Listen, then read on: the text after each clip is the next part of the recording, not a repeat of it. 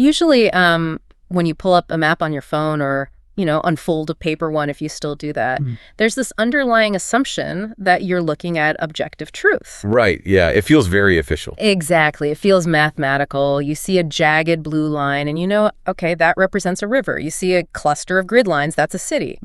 And when you see a name printed next to a little triangle denoting a mountain, you just accept it. That is the name of the mountain. It feels as permanent as the rock itself. Oh, for sure. We draw a lot of comfort from that. We do. From the idea that the world is categorized and visible and neatly labeled for our consumption.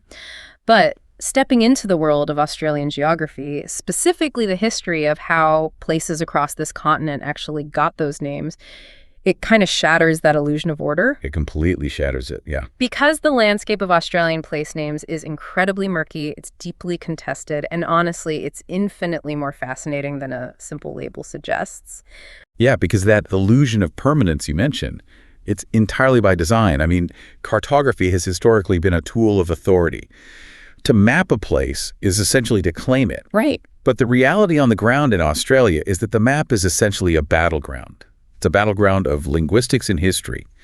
And our deep dive today is entirely focused on untangling that map for you. And we have a really incredible stack of sources for this deep dive. We really do. We're pulling from detailed historical records provided by Kosciuszko Heritage Inc., some really deep linguistic and historical research from the Australian National University Press, or ANU Press. Plus human rights reporting from Amnesty International and on-the-ground perspectives from the Mountain Journal. Yeah, and when you synthesize all these documents together, this, centuries-long tug of war really reveals itself. And that tug of war is basically the central framework for everything we are going to explore today. To put it clearly, we are looking at a collision between two fundamentally different ways of understanding the world. Yeah, the ANU Press source actually lays this out brilliantly.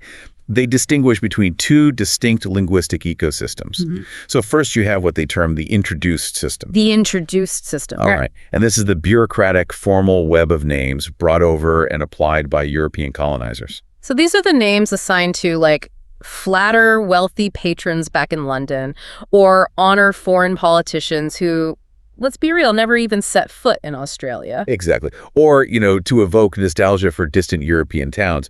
These are the names you see dominating the highway signs today. Right. But then, predating that introduced system by tens of thousands of years and existing right alongside it today are the indigenous place name networks.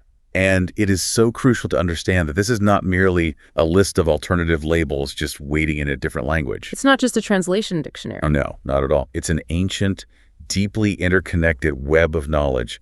I mean, for Aboriginal peoples, these naming networks were used to navigate vast terrains, to manage resources, and to encode the spiritual and sacred laws of the land. In this indigenous system, a name is not a label slapped onto a rock. The name is inextricably tied to the physical environment, the local ecology, and, the foundational stories of that specific place. So if you are listening to this right now and assuming that a mountain only has one true name, today is going to completely upend that perspective. We're going to see how every creek, peak, and national park is basically a living document. A very complicated living document. Totally. One that records a history of exploration, a history of profound cultural erasure, and increasingly a modern blueprint for reconciliation.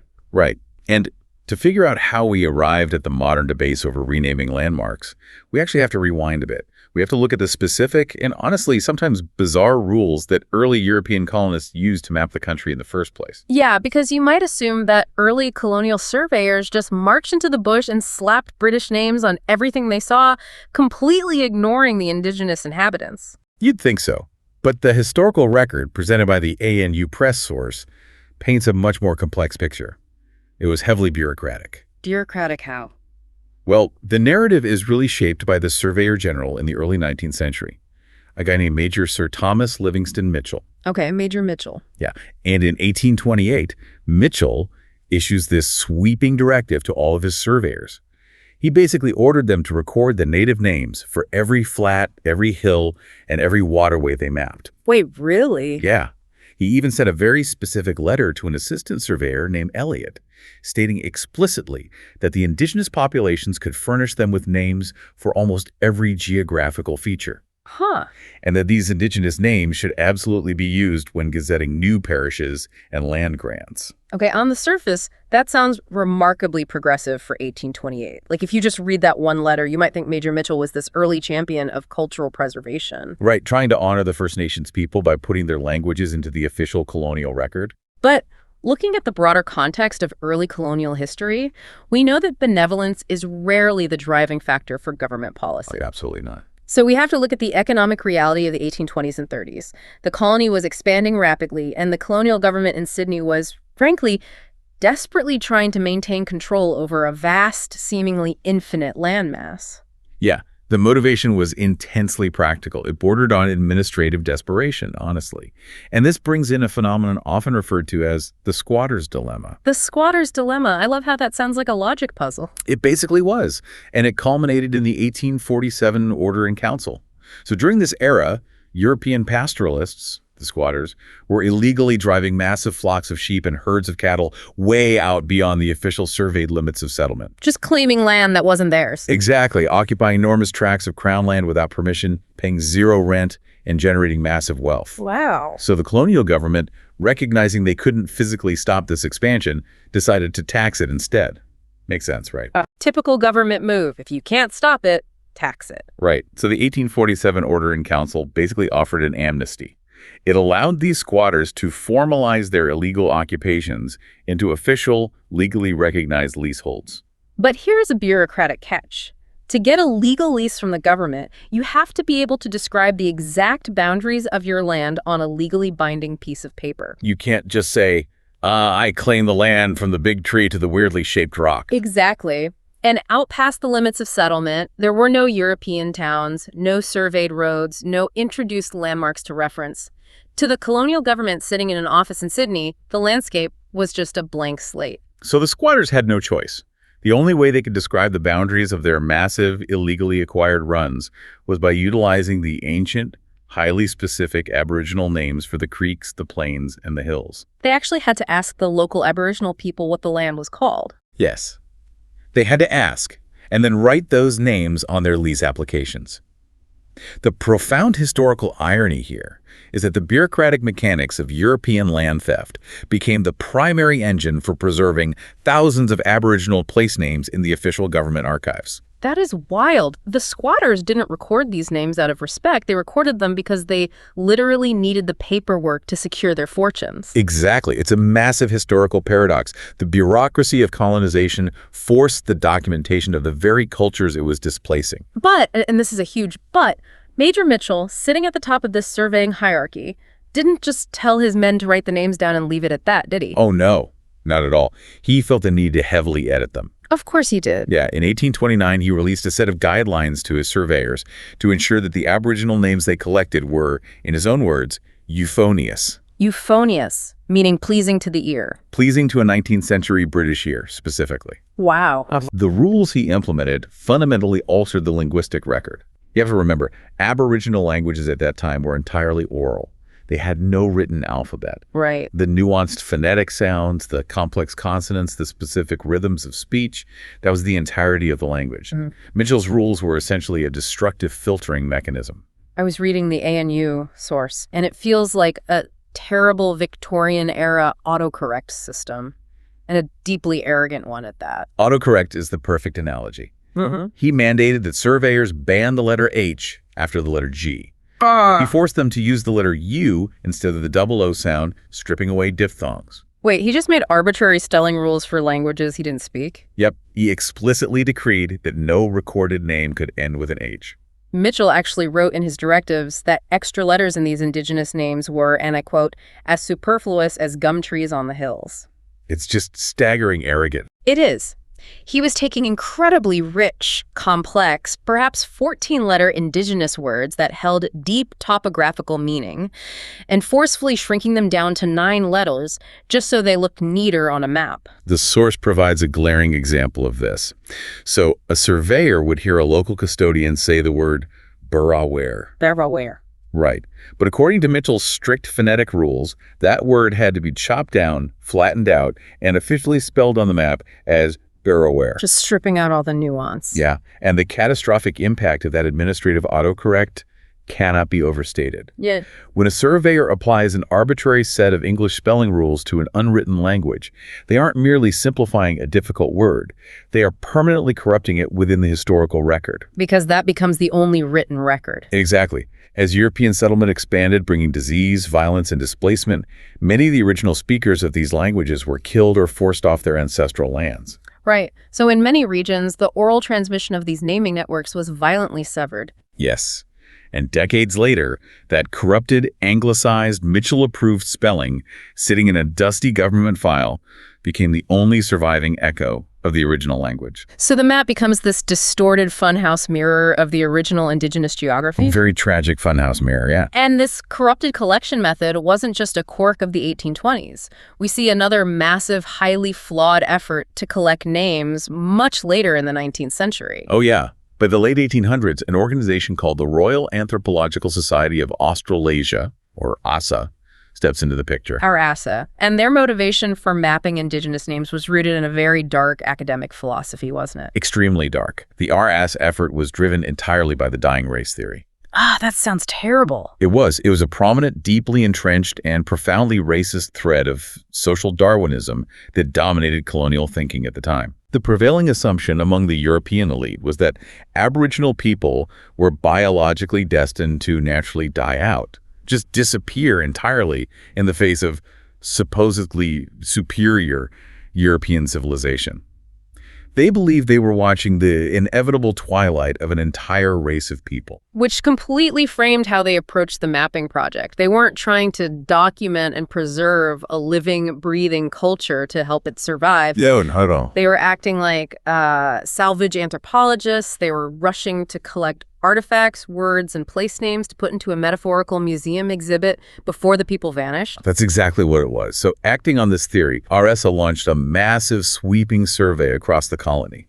But they didn't send trained linguists or anthropologists out into the field. Who did they send? They literally mailed printed survey forms to every single police station across New South Wales. Wait, the police? The police.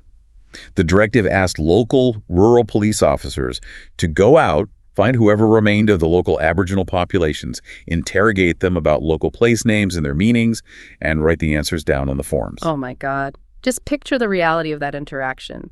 An 1890s rural beat cop representing the very frontier authority that had likely displaced the local tribes, trying to act as a linguistic anthropologist. It's absurd. The police officers had absolutely zero training in phonetics. Many of them had a very poor grasp of written English themselves, spelling common words incorrectly in their own reports. Right. And they were being asked to capture highly complex indigenous phonetic sounds without any standardized phonetic alphabet to rely on. Yeah. The resulting data was wildly inconsistent, heavily biased, and often just phonetically baffling. But despite all of that, the deeply flawed methodology, the racist underpinnings, those documents survived, right? They did. In the 1990s, the Geographical Names Board of New South Wales made a staggering discovery. They uncovered over 3,600 of these original RSA survey documents tucked away in the archives. 3,600, wow. Yeah, letters, crude diagrams, the police survey responses. It represents an incredible, unprecedented volume of historical data regarding indigenous geography. But as the ANU researchers are very clear about, this treasure trove is also a linguistic minefield because you have Major Mitchell's earlier Victorian autocorrect setting the standard combined with the untrained ears of 1890s police officers. Right. So modern linguists can't just take those 300, 600 documents at face value. Not at all. They have to work incredibly hard cross-referencing with other sources to essentially reverse engineer these corrupted colonial spellings. That sounds exhausting. It is. They are trying to peer through a century of bad handwriting and racial bias just to figure out what the authentic Aboriginal place name might have actually been. So this exhaustive history of bureaucratic erasure, replacement, and linguistic corruption dominated the Australian map for well over a century. The introduced system essentially paved over the indigenous place name networks, and that dominance went largely unchallenged. Until the late 20th century. That's when a monumental shift occurred, demonstrating that the map is not a permanent, unchangeable artifact. Which pivots us from uncovering corrupted names in 19th century police files to the modern fight to reclaim the geography of the continent.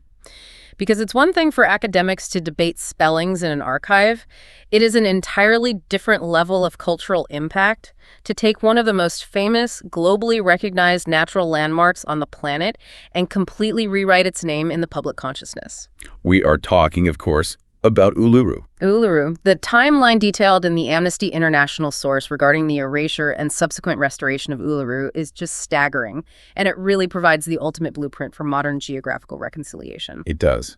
And to understand the magnitude of the restoration, we must first trace the sheer speed of the erasure. Okay, lay it out for us. So for tens of thousands of years, the Anangu people have been the traditional custodians of Uluru and the nearby rock formations of Katachuta. Their connection to the site is ancient, continuous, and absolute. Then, the colonial timeline intersects. In 1873, a European explorer named William Gosse arrives in the central desert. He becomes the first recorded European to set eyes on the massive sandstone monolith. And in keeping with the traditions of the introduced system, Gosse immediately stakes a linguistic claim. He names it. He names it Ayers Rock. And he names it after Sir Henry Ayers, who happened to be the Chief Secretary of South Australia at the time. Literally a politician sitting in a comfortable office in Adelaide who had absolutely zero physical, spiritual, or historical connection to the land itself. None. And with that one diary entry, Gosse effectively erased the ancient name, Uluru, from the official cartographic record of the British Empire. It's just breathtaking how fast that happens. Oh, and once a feature is locked into the official map, under an introduced name, the bureaucratic and commercial machinery of the state just takes over. Yeah, the Amnesty source tracks this rapid escalation of development, and it completely ignores the traditional custodians. In 1936, the first recorded recreational tourist climb takes place. The state suddenly sees an economic opportunity. Exactly. By 1948, a graded dirt road is constructed specifically to funnel vehicular tourists to the site. In 1950, the government officially declares it Ayers Rock National Park, cementing state control. And then in 1966, the commercialization reaches its absolute peak. The chain. The chain. Authorities physically drive metal stakes deep into the sandstone and install a permanent climbing chain to make it easier for thousands of tourists to scale the rock. And throughout this entire timeline, the road, the park declaration, the hammering of chains into the rock, this development is proceeding completely without the consent of the Anangu people. Completely without it. To fully grasp why this era was so devastating, we have to look past the Western concept of land as mere real estate. Because for the Anangu, the care, management, and protection of Uluru isn't just a matter of property rights or land title. No, it's a sacred, non-negotiable responsibility dictated by a framework known as Chukurpa. Chukurpa. Yeah, and Chukurpa is a highly complex concept to translate into English. But it is the foundational, comprehensive belief system that guides every single aspect of Anangu life. It is not a religion practiced once a week. Right. It is the law, it is the moral framework, it is the narrative of creation, and it dictates the relationship between people, plants, animals, and the physical landscape. Wow. Under Chukurpa, Uluru is a profoundly sacred site, embedded with the stories and energy of ancestral beings. So, having a constant stream of thousands of tourists trampling all over it, treating a sacred text like a recreational jungle gym, and physically altering the rock with chains, that was a deep, daily, agonizing violation of their spiritual law. Faced with this ongoing desecration, the Anangu people began a relentless, sustained fight for the return of the rock and the restoration of its true identity. And if you are listening to this right now, we are actually approaching the 40th anniversary of what is arguably one of the most significant legal and cultural moments in Australian history. The 1985 handback. The handback. But getting to that was a brutal political marathon, wasn't it? It was incredibly fraught. So in 1976, the federal government passed the Aboriginal Land Rights Act for the Northern Territory. This was a landmark piece of legislation designed to finally allow First Nations people in the territory to claim legal rights to their ancestral lands. But there was a catch. A massive, shocking caveat. The government specifically and intentionally excluded the Uluru-Kata-Chuta area from that claims process. Just carved it out. Yes. And the very next year, in 1977, they doubled down. They redeclared the area as a national park firmly under Commonwealth control, Right. basically trying to lock the Anangu out of ownership forever. But the Anangu activism did not waver. Through years of complex legal claims, relentless political pressure, international lobbying, and just a constant presence on the land, they finally forced the government's hand. Yeah, and on October 26, 1985, a monumental shift occurred. The title deeds to the land were formally legally returned to the traditional owners. The government finally recognized their pre-existing ancient rights to the land. Exactly. And on that exact same day, as a condition of the return, the Anangu signed a 99-year lease back to the federal government to establish a system of joint management. That physical handback of the land was the crucial catalyst for changing the map. Reclaiming the title allowed them to reclaim the cartography. Absolutely. In 1993, utilizing the mechanisms of the Geographical Names Board, the landmark was officially given a dual name. It became Ayers Rock Uluru. A massive step, putting the ancient name back onto the official government record alongside the introduced one. But what's so fascinating about this specific case is how public culture actually outpaced the slow crawl of bureaucracy. Yeah, I love this part. By 2002, the momentum was so strong that the government actually flipped the order of the official dual name. Right, it became Uluru Ayers Rock. And that flip, it's subtle on paper, but massive in significance. It relegated the colonial name to a secondary status, making the indigenous name the dominant primary identifier on all maps and signs. And that cartographic shift empowered an even deeper shift in the physical management of the site. It built the undeniable cultural momentum that eventually allowed the Anangu to achieve their ultimate goal, a goal rooted in the laws of Tukurpa. Right. In 2019, exactly 34 years after the title deeds were handed back, the management board voted to permanently close the tourist climb. The chains were removed, the physical desecration ceased. For everyone listening, just pause and think about how quickly and naturally the word Uluru has completely replaced Ayers Rock in your everyday vocabulary. 30 or 40 years ago, it was Ayers Rock on every postcard, every weather report, every travel brochure globally. Yeah, today, saying Ayers Rock almost sounds like a historical anachronism. It really does. The success of Uluru proves beyond a doubt that maps, and more importantly, the public consciousness, absolutely can be rewritten. Uluru serves as the ultimate, undeniable blueprint. It proved to the entire country, and the world really, that restoring indigenous geography is not just a theoretical academic exercise debated in universities. It can be practically implemented on a massive global stage, fundamentally changing how a nation interacts with its most famous landmarks. Which sets up our next major geographical puzzle perfectly. Because while Uluru was this massive, unified, and ultimately successful story of reclamation, applying that exact same blueprint to Australia's highest peak has turned into a total historical, geographical, and linguistic labyrinth. Oh, it's a mess. Naming a mountain should be simple, but as we look at the Snowy Mountains, it is anything but. Yeah, to understand the incredible mess surrounding the naming of Australia's highest mountain today, we have to look away from the modern debate for a moment and go all the way back to an expedition in 1840. Okay, 1840. The protagonist of this era is a man named Sir Paul Edmund de Strzelecki. I want to highlight some background on Strzelecki from the Kosciuszko Heritage Inc. source, because his resume is genuinely unbelievable. The Polish parliament actually declared 2023 as the official year of Strzelecki to mark 150 years since his death. Yeah, he wasn't just some standard-issue colonial surveyor drawing lines on a map. Not at all. Strzelecki was a true polymath.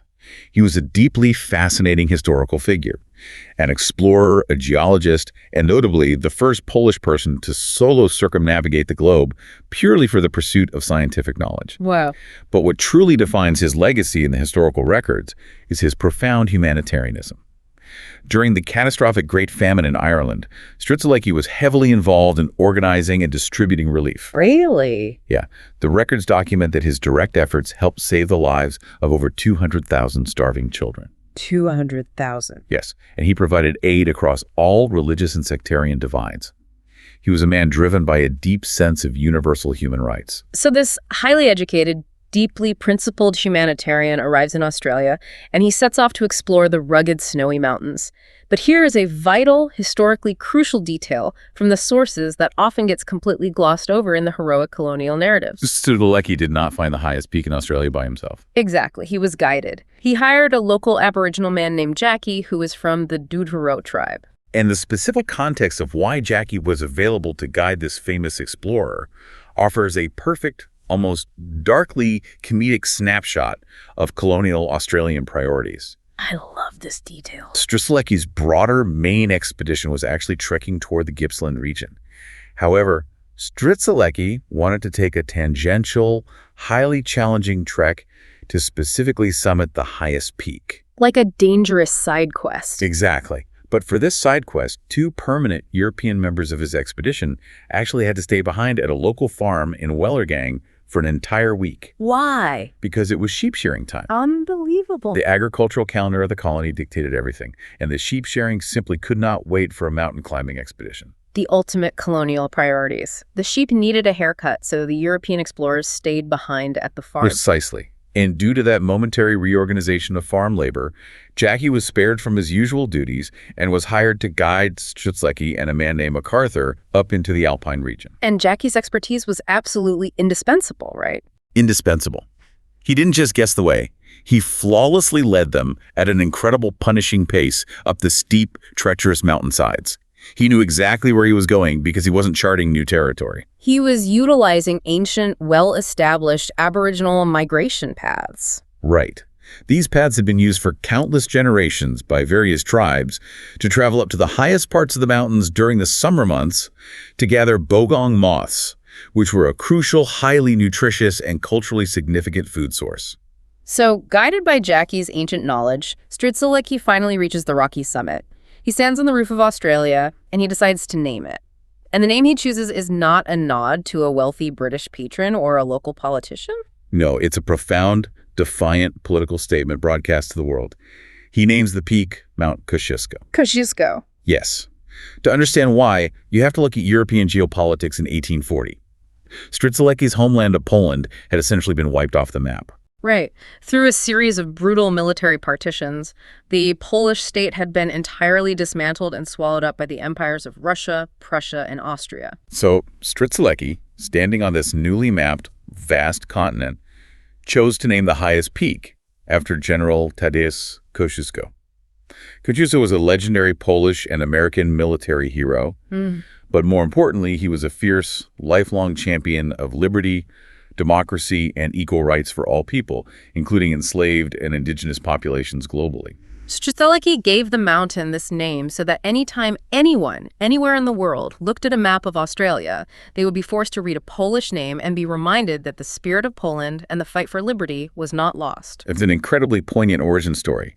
The Kosciuszko heritage source highlights just how deeply that symbolism resonated a century later. Yeah, in 1940. Right, exactly. On the 100th anniversary of Strzelecki naming the mountain, history tragically repeated itself. Poland was once again wiped off the map, having been brutally invaded by Nazi Germany and the Soviet Union at the start of World War II. Right. And across occupied Poland, monuments to Kosciuszko were being systematically destroyed by the invaders. So in defiant protest against this cultural erasure, Australian school children actually organized a campaign. I read this. They donated their own pennies, right? Yes, donating their pennies to fund a heavy brass plaque commemorating Strzelecki and Kosciuszko, which was solemnly carried up and unveiled on the summit. It is a deeply moving, geopolitically significant history. The name Kosciuszko carries immense weight for the Polish diaspora, but this is exactly where the noble, dramatic history crashes headfirst into sheer, farcical, historical incompetence regarding the map itself. It really is. The great map mix-up. This is absolutely my favorite part of the historical research.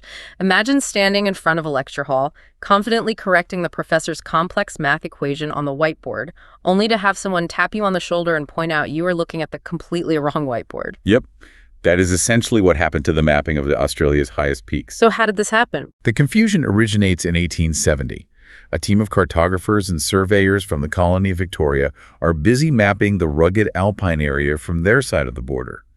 They look out towards the distant snowy mountains, surveying the skyline, and they identify the highest peak visible to them. Okay, makes sense. Naturally, following the historical accounts, they assume this prominent peak must be the famous Mount Kosciuszko that Strzelecki had climbed and named 30 years prior.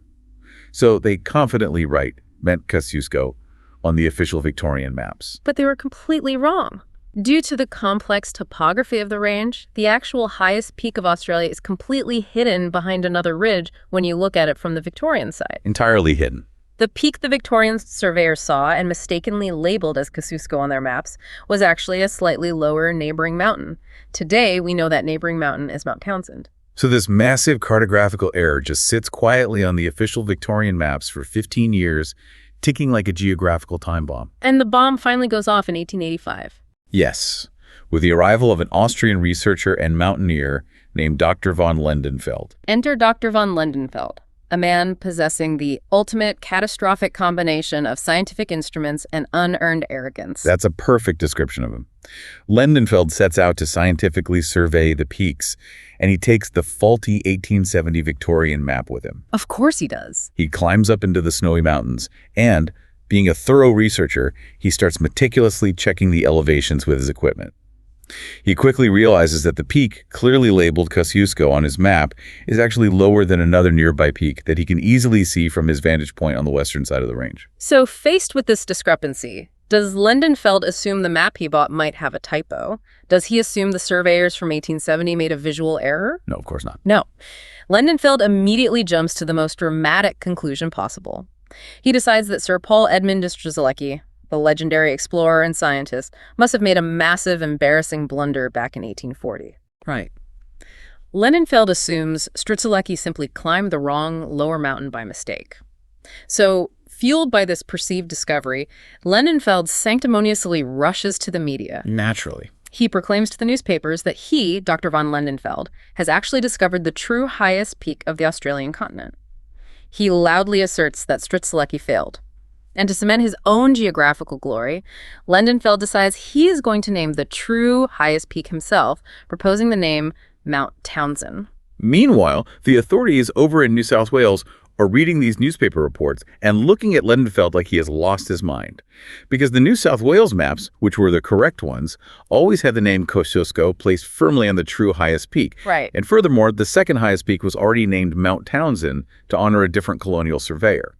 So legally and officially, the names of the mountains never actually swapped, despite the absolute chaos Lendenfeld was causing in the press. But the damage in the public consciousness, fueled by a willing media, was done. The confusion caused by Lendenfeld's arrogant media tour created a lingering myth that the mountains had swapped names, a myth that remains surprisingly persistent today. It really does. The Mountain Journal source notes a perfect modern example of this lingering confusion. If you drive to Fans Lookout on the western side of the mountains today, there is a large official information board. The plaque on the board confidently points directly at a distant peak and identifies it as Mount Kosciuszko. But if you trace the sightline, the board is actually pointing directly at Mount Townsend. It's incredible. The true summit of Kosciuszko isn't even visible from that specific lookout. You can literally prove the government plaque wrong by pulling up a 3D terrain view on Google Earth. It's an absolute multi-generational comedy of errors. But as the dust settled on this farcical 19th century geographical confusion, it unwittingly laid the groundwork for a deeply intense, entirely serious modern cultural conflict. Right, a conflict over what that true highest peak should actually be called in the 21st century. Exactly. We are transitioning away from colonial map blunders and stepping directly into modern debates surrounding identity politics, historical grievances, and the mechanics of reconciliation. The stakes shift from cartographic accuracy to cultural validation. Now, before we dive into the mechanics of this modern debate, I want to be entirely clear with you listening. The sources we are analyzing, whether from heritage groups, academics, or journalism, contain highly politically and culturally charged arguments from various interest groups regarding the proposed renaming of Mount Kosciuszko. Yes. Our role here as hosts is not to endorse one side over the other or to adjudicate who is right. We are merely laying out the anatomy of a fascinating cultural collision, exploring the arguments, the historical pain points, and the diplomatic strategies exactly as they are documented in the source material provided. And looking objectively at the timeline of this conflict, it really erupted into open public hostility during a period we can classify as the Warpath era. The Warpath era. Yeah, this era was characterized by aggressive media campaigns and direct confrontations, roughly spanning the years 2000 to 2006. The Kosciuszko Heritage source details a highly illustrative, highly publicized incident from the year 2000.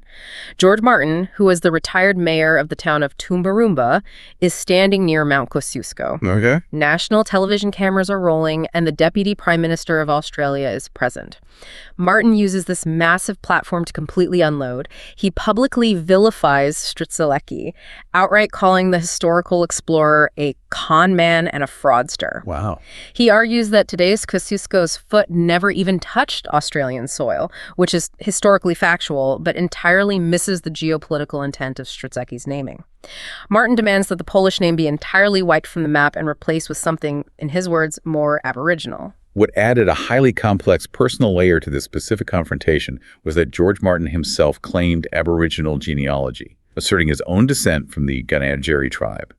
He framed his attack on the Polish name as an act of indigenous reclamation. And this sentiment of replacing the name was not a new phenomenon isolated to the year 2000. The source documents a much earlier incident in 1967, where a group identifying themselves as the Namajira fan club published a scathing article. 1967. Yeah.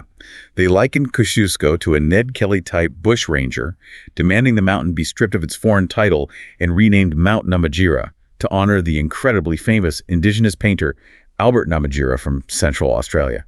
So you have this aggressive, highly public push to strip the Polish name away, framing it solely as a symbol of colonial erasure.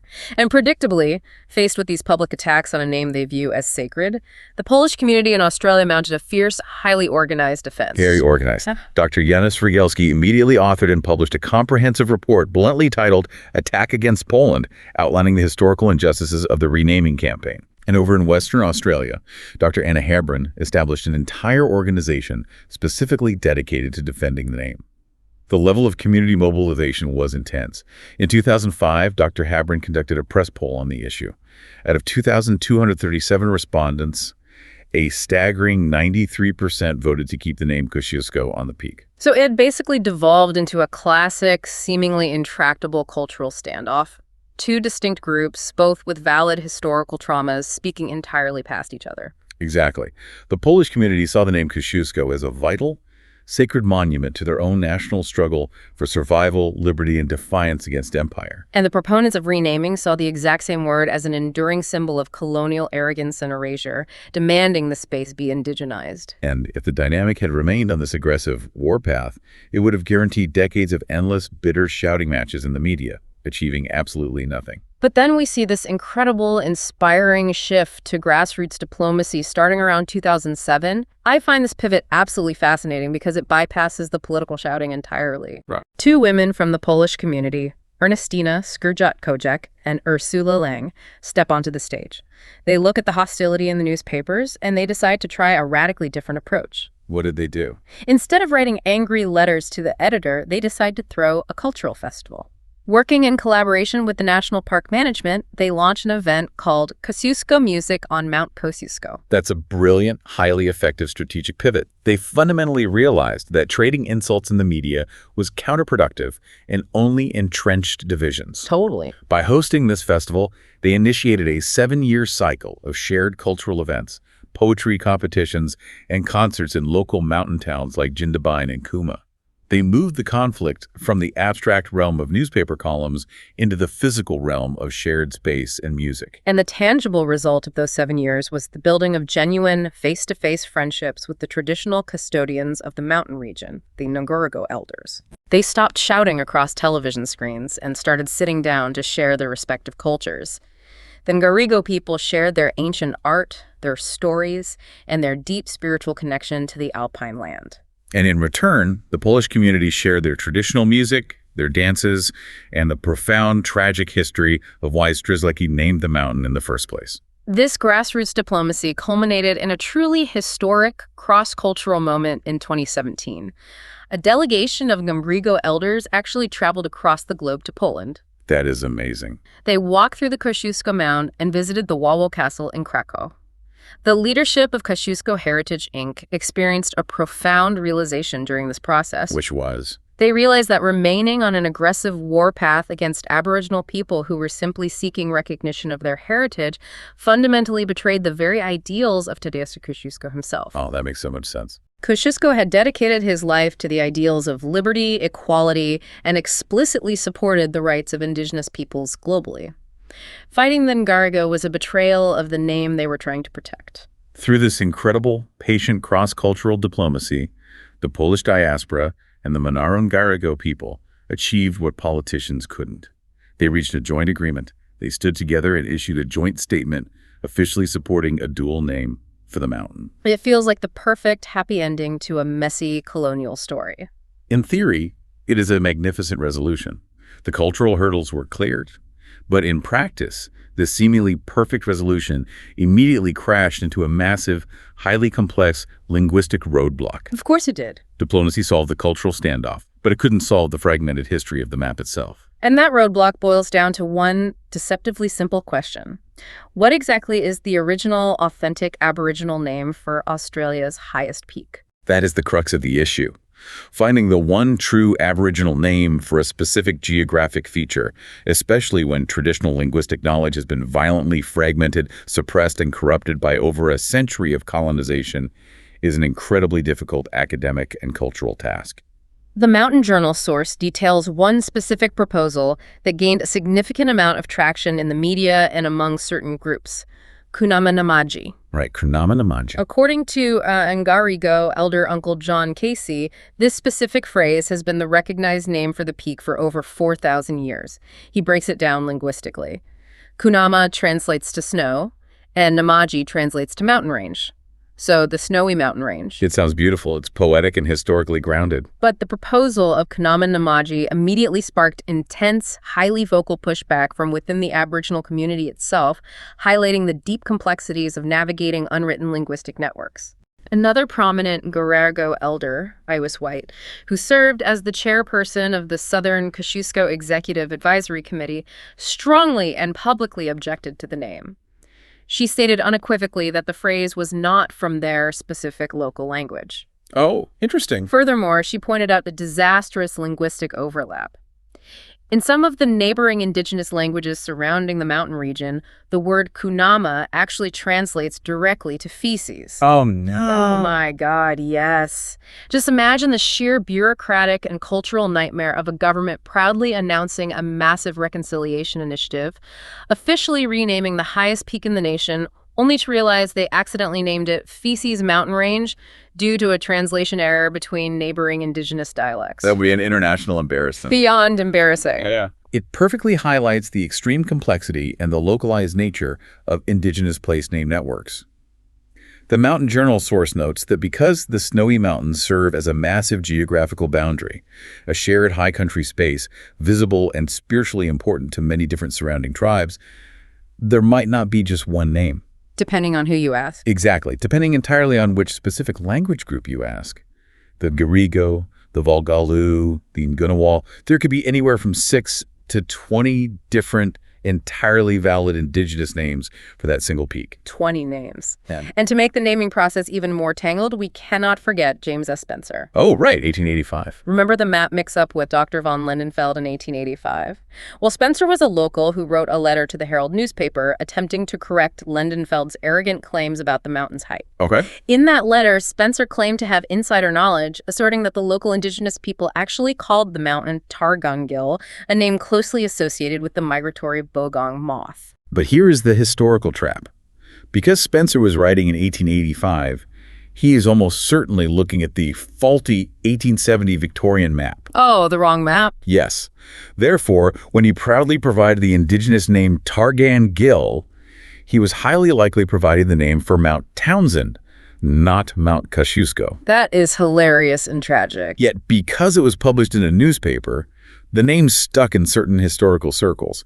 Even today, if you go to Charlotte Pass, you will find the Targangil Refuge, which uses that name under the mistaken belief that it applies to the highest peak. It's a great marketing win for the refuge, but it's historically and geographically tangled. So, hearing all of this, I have to ask you, with up to 20 competing names, lingering historical map errors from the 1800s, and the literal risk of accidentally naming the nation's highest mountain after animal droppings. Yeah. How does a modern government actually decide what goes on the map? How do they untangle this without causing more offense? That question brings us perfectly to the modern bureaucratic machinery designed to solve these exact naming puzzles. Because when grassroots cultural diplomacy hits a sheer linguistic wall, you need a highly specific, legally binding set of rules to untangle the mess and make a final decision. Enter the Geographical Names Board or the GNB? The evolution of the GNB in New South Wales over the last few decades is a fascinating reflection of broader societal shifts regarding Indigenous recognition. As the ANU Press source details, back in 1993, there were movements within the GNB trying to push for the adoption of dual naming policies. Okay, 1993. But the government minister responsible at the time, George Soros, explicitly and formally rejected the concept. His stated reasoning was a fear that placing two names on a sign or a map would cause too much confusion among the general public and emergency services. Because apparently the idea of reading two words separated by a slash on a highway sign is just too overwhelming for the human brain to process. Right, it's just too confusing. But fast forward to 2001, and the political and cultural winds in Australia had completely shifted direction. Yeah, that shift was driven largely by massive, undeniable public demonstrations of support for Indigenous rights and reconciliation. A key turning point was the year 2000 Sydney Harbour Bridge Reconciliation Walk. The one with over 200,000 everyday Australians marching in solidarity. Exactly. The public appetite had changed, so the new minister overseeing the GNB, Kim Yeadon, completely reverts the 1993 policy. He actively embraced dual naming, framing it not as a confusing logistical burden, but as a crucial, highly visible step toward historical truth-telling and reconciliation. But the GNB couldn't just open the floodgates and let anyone suggest a name. To avoid another Kunamanamaji translation disaster, they established an incredibly strict, rigid set of rules for the naming game. What kind of rules? The procedures they designed are exhaustive and highly deliberate. First, there's a strict categorical limitation. Address features like the name of a suburb, a town, or a street cannot be dual named. Interesting. So only natural features. Yes. The policy strictly applies only to physical or environmental features like rivers, mountains, and national parks. Second, there's a typographical rule. The proposed Indigenous name must be transliterated using the Roman alphabet. Okay, while this forces an unwritten language into a Western script, it ensures the name is readable and pronounceable to the broader Australian public, embedding it in daily use. Exactly. And crucially, this process completely cuts out the enthusiastic amateur. You can't just find an old word in a book and email the government. No 1885 newspaper clippings allowed. Right. The proposed name must be formally vetted, endorsed, and approved by the local Aboriginal Land Council. They hold the authority over the linguistic heritage. Once they approve it, and it passes the GNB checks, both names are listed in the official government gazette as dual assigned. And legally, they must be separated by a forward slash. We see this strict framework working successfully to strip away colonial baggage. A prime example in the sources is the renaming of a major waterway in Western Sydney. It was burdened with the incredibly bland, utilitarian-introduced name South Creek. South Creek. Very creative. Right. Through the GNB process, that introduced name is being replaced with its rich, traditional Indigenous name, Wianamata. It restores the character and history to the landscape. And as the Riley Cowley source points out, we need to recognize that this isn't just an isolated Australian phenomenon. It is part of a massive global movement to actively decolonize maps. Yeah, if you look at New Zealand, they are undertaking massive systemic efforts to dual name significant geographical features, such as turning Rainbow Mountain into Rainbow Mountain Mongakakarmea. Wow. Even more strikingly, they are actively hunting down and entirely stripping away highly offensive, racist colonial names from the map, completely replacing names like N-word Hill with culturally appropriate names like Kanuka Hills. The global momentum is undeniable. But within the Australian context, giving an ancient name back to a mountain on a printed map is increasingly viewed as just the first symbolic step. What's the next step? Well, true. Substantive reconciliation often requires moving beyond cartography. It involves pairing the return of the name with the physical return of the land itself. This introduces a highly complex legal mechanism known as joint management agreements. Okay, we need to really dig into how that works legally, because to the average listener, the idea of taking a massive, publicly owned national park and just handing the deed over to a private, localized group sounds legally possible, or at least politically explosive. It sounds like it, yeah. How does the government actually execute that? It is a brilliantly constructed legal paradox, governed primarily by Part 4A of the National Parks and Wildlife Act. The mechanics are designed to balance historical ownership with ongoing public access. Okay, break it down for us. Step 1. The government officially transfers the freehold title of the land, the actual legal ownership, to the local Aboriginal land councils. They hold the title on behalf of the traditional Aboriginal owners. But then, in the exact same legal breath, as an immediate condition of that transfer, the Aboriginal owners sign a lease, renting the entire park back to the state government, typically for a period of 30 years. So legally, the traditional owners own the dirt, but the government still leases it to run it as a national park that anyone can visit and camp in. Exactly. Public access is maintained. But the crucial shift is in power and economics. The care, control, and strategic management of that national park are vested in a newly created board of management. And by law, that board must have an Aboriginal majority. So they hold the deciding votes? Yes. The traditional owners hold the deciding votes on how their land is treated. Furthermore, it provides immense, tangible, material benefits.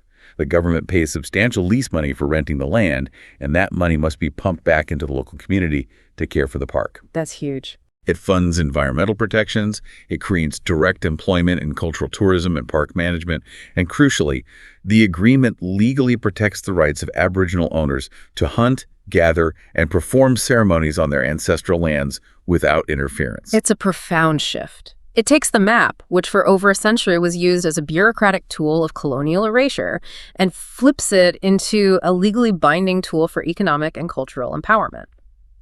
Let's take a moment to pull all of these threads together. Sure. We started our deep dive by looking at Major Mitchell's bizarre 1828 bureaucratic autocorrect, exploring how the colonial need for paperwork forcefully chopped up ancient languages to make them sound pleasing to Victorian ears. We tracked the incredible decades-long triumph of the Anangu people reclaiming Uluru, proving definitively that the world's maps and the public consciousness can indeed be rewritten.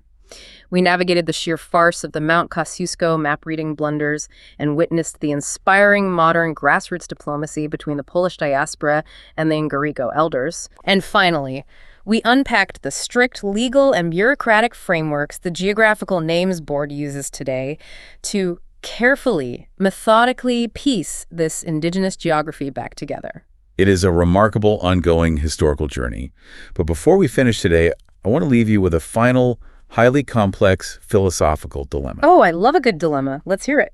This is drawn straight from the deep research in the ANU press source, and it forces us to question the very nature of language, ownership, and bureaucracy. Okay. In Western cultures, we generally view words and names as public utilities. Once a word is out there, anyone can use it. Sure. But in many indigenous cultures, languages are regarded as strictly owned entities. A specific word or name is owned by a specific group of people in the exact same legal and spiritual way that a sacred song, a private ceremony, or a physical piece of land is owned. They are absolutely not public property. Wow, okay. So, the dilemma is this. What happens when a traditional, perhaps deeply sacred Aboriginal name is formally submitted, run through the government bureaucracy, officially gazetted by the GMB, and placed firmly into the introduced system on a public, state-sanctioned map? Wow. By making it officially recognized by the government, do you accidentally strip away its sacredness and make it public property? That is the exact tension. Does legally formalizing an ancient name put it into the public domain, thereby inadvertently stripping the traditional owners of their exclusive rights to control who says it and how it is used? Oh, man. If a specific name has secret or sacred limitations regarding who is allowed to speak it under customary law, plastering that word on a massive green highway sign or printing it on millions of glossy tourist brochures might actually constitute a profound ongoing violation of that customary law. So the very act of trying to preserve an ancient name, the very act of trying to do the right thing by putting it on a modern map, you really have to ask yourself, is that actually an act of preservation, or is it just a brand new, highly bureaucratic form of cultural compromise? Are we saving the word for the map but destroying its sacred meaning in the process? That is something I really want you to mull over the next time you pull up Google Maps on your phone or the next time you are planning a road trip across the country. The names you are reading are not just simple geography. They aren't just an objective X-ray of the landscape showing you where a river flows. No, not at all. Every single word printed on that screen is a fossil record of conflict, of erasure, of deep misunderstanding, and ultimately, of survival. Thank you for joining us on this deep dive into the source material. We'll catch you next time.